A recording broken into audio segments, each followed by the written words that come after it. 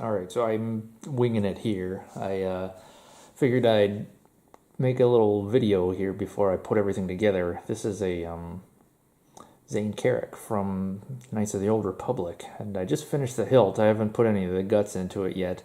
It's just going to be a Pico Crumble, but it's at a point right now where I figure I can talk about some of this stuff just to give you an idea of my approach and some of the techniques and stuff that I use just in order to facilitate a cool thing at the end. So this is pretty much all tubes, like raw aluminum tubes with a little bit of MHS kind of thrown in here's and there's, but not really a whole lot. Mostly the telescoping tubes and stuff that I wrote that thread, Machining Without Machines, over at FX Sabers. Feel free to go check that out. Anyway, but so yeah, I guess we'll start from the head here. This piece actually started out as something like this, and the way I actually went about it was, well, first of all, this piece is it's one of the blank blade holders from TCSS, and it looks like a choke, but it's not. It's a blade holder, and I had Strider bore out this to 1 inch, and then 7/8 inch down the neck part of it, and I actually had him make 3 of these, and one of them was on my Cornhorn version 3 for the blade holder also, but I just sort of cut the head off and used it for something else, you know, a whole buffalo and all that stuff. But what this is if you can see here, the again, the head part cut off, so it's just the neck and the threaded flange here.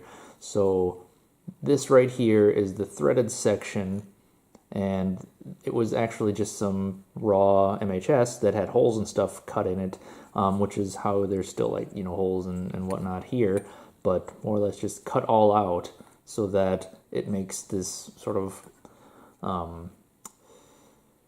shroud S-curve thing, spike, but the rest of this is just raw tubes, and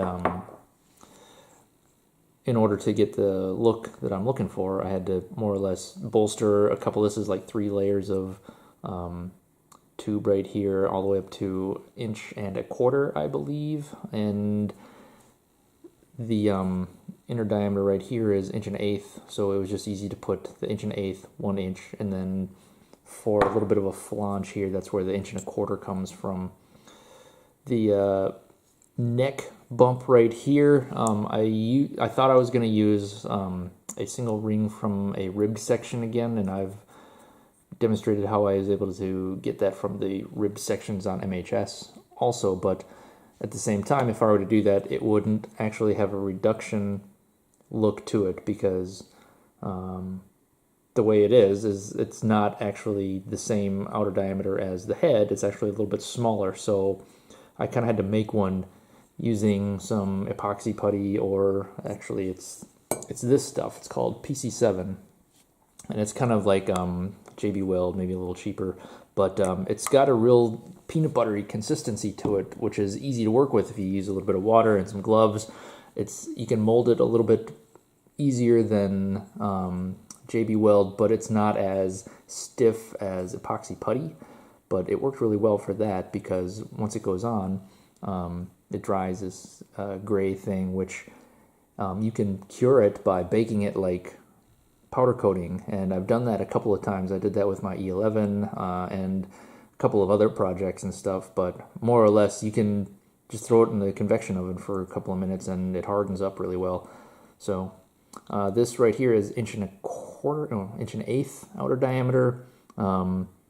The heatsink LED module is the 1 inch version. Cut the hole here for the switch, which I'll show you in a second here.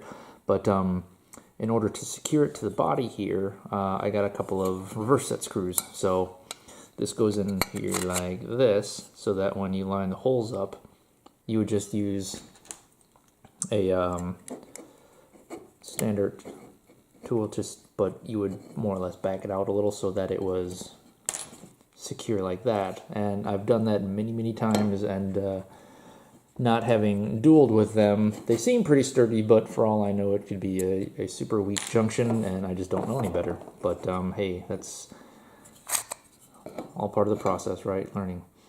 So what it does is it puts some pressure down on this part by more or less squeezing the screw against the inner diameter of the tube here.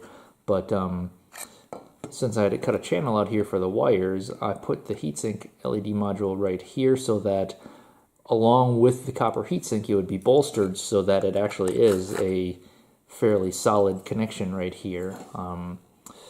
This is for the switch. I guess I can show you a picture here somewhere, but really it's an LED bezel from the looks of it on the from the comics and stuff. But what I thought was, hey, maybe I'll use a bigger bezel, or maybe, you know, I can fabricate a bezel just using some more raw tube or what. But then I got the idea to use, make that the switch. And I was like, oh, what am I going to use the switch for? And I ended up doing this thing here.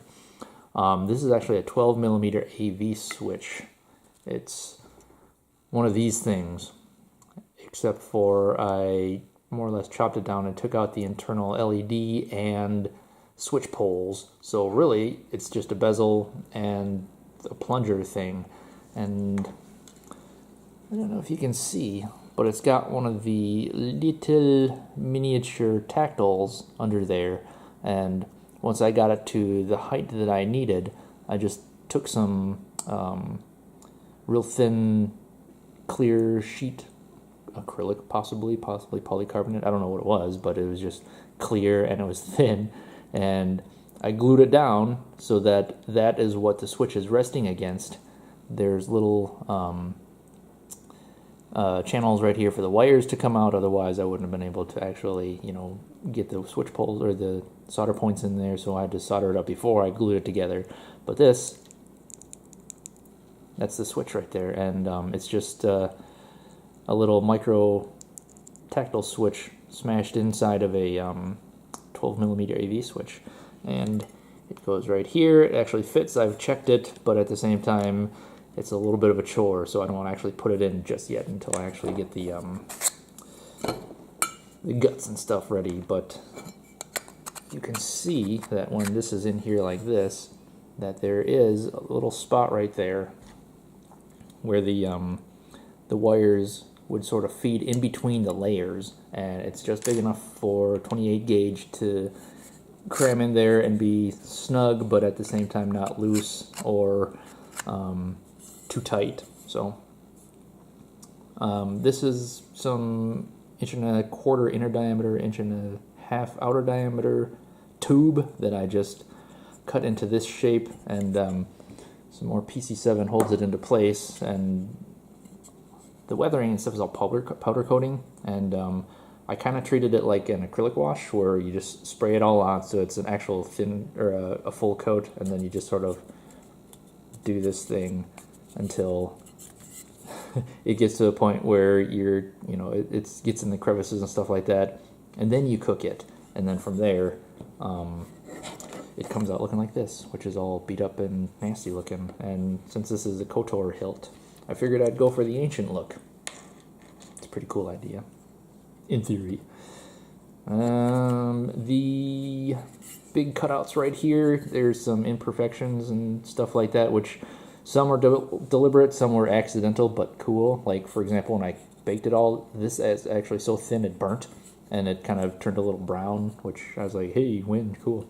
But otherwise, the insert right here is another reverse set screw that holds it into place like that, and then it will more or less allow to be loosened so that you can turn it to get to the crystal chamber, which is this thing. But otherwise, you can keep it closed and whatnot, and there's no screws or anything on the outside except for these, silly looking holes. But it's better than actually having screw heads sticking out. But is it really? I don't know. It might be, but it's all preference. Honestly, I could actually accept either way, but I just went with reverse set screws on this one. Alright, so this is the crystal chamber. It is just a mash agglomeration of stuff from the Greeble box. I just have a box full of little interesting looking parts that I've been collecting over the years, and just kind of glued it all together. Just found something, like, put this right here, put this right here, a little bit of super glue, bam, Bob's your uncle. The parts, I have no idea where they all came from. Airsoft gun parts, motors, gears, disposable lighter parts, like those disposable barbecue lighters have some pretty cool brass parts in them if you ever take them apart. An actual like 5mm LED bezel, which is what the crystal sits in. This right here is a heatsink for an LED optics module, so this is exactly 7/8 inch, and then the 1 inch would go on top of it to sort of hold the LED and the optics in place. But instead of that, I needed the overall outer diameter to be 1 inch, so I found in my scrap bin, like this right here, these parts, which were exactly the radius of a 1 inch tube. Basically, I just cut them off, and this is the offcut from the 1 inch tube, whatever it was, and I found some 7/8 inch, which is this part right here, and then you glue these on so that while the overall outer diameter is 1 inch, it still leaves channels and stuff that basically is for wires. And I've done this a couple of times. I did this with the Imperial Knight, and what else? I can't think of anything else off the top of my head. I've done it a couple of times, but it works really well, so that when it's all in like that, it still looks like it's filling it up, even though there is a small gap right there. But it's, again, it gives the impression that there's stuff in here that fills it up and that there's no noticeable gaps, but at the same time the wires are all running in between the crystal chamber and this outer tube right here, so that when it goes in here, it's all nice and ready to be rotated, because it's supposed to be like this, and then you undo this set screw, and then oh, light, yay, pretty, yay. But I'll light it up real quick. This is actually a yellow lantern ring that Kelvin made for me, and it's got a 5mm LED in it, but it's yellow, and the LED is white, and I just took some yellow filter from that big book of Roscoe Lux filters that I still have, and that it lights up the insides, and you can see some of the stuff, like those are old unused pieces from like Gundam models and stuff like that are just painted and situated so that they kind of look like there's a purpose for them to be there. But otherwise, this is just me gluing stuff together and seeing what's cool. So here's that. The pommel is, again, mostly raw tube. Again, I told you I used the one rib from a MHS rib section, and that's held in place by 632. But these parts are, again, just raw tube. This is the actual insert that came with the KoTOR that I got from LDM. I pulled that out and I put the other one with the D-ring on it, and I still had this, so I was just like, hey, maybe I'll use it for something else. And since this is already threaded for the recharge port, it goes really well. Again, this is another type of 1 inch LED optics module that they're not as useful, but I have them, and there's this nice little lip right here that I can put the 22mm speaker on right there and have a little bit of resonator. So this is actually for the recharge port and resonator for the speaker, and it goes like this, and it fits right here, and there is the screw right there that holds it in place. And otherwise, this all goes like this. Another reverse set screw holds that in place, and yeah, cool. So I guess now I'll just sort of put it all together. I got another Pico crumble that I'll use with the RGB Cree. I have my last AW18650 ever. unless I go through and cannibalize old projects that have the AW cells and stuff like that. Seriously, they're awesome, and it's a shame that they went out of business because those are great cells, and I'm sure it's just somebody slapping their label on more Panasonics and stuff like that. But hey, you know what? You get attached to some things for a reason, and that's because they were really good cells. And that's it. I guess I'll put it together now, so yeah. See you later.